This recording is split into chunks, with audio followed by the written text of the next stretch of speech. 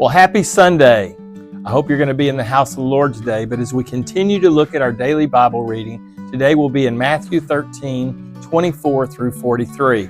And in this, there's several parables that Jesus is going to tell. And I want to focus on one that's often called the parable of the weeds. It's one in which it can answer a question.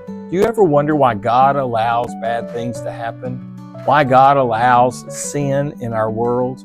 Well, Jesus tells this story, this parable about the parable of the weeds. He talks about how a farmer gets good seed and he goes out and he plants it in the deal, but then they end up having weeds to grow up.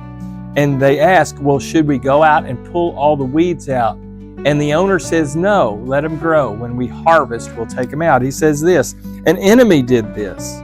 The servants asked him, do you want us to go and pull them up?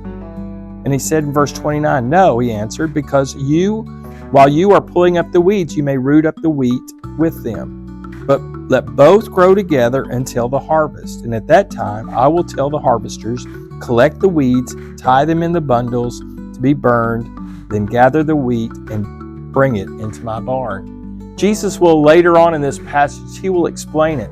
But really what he's trying to say here is that there's going to be bad things happen.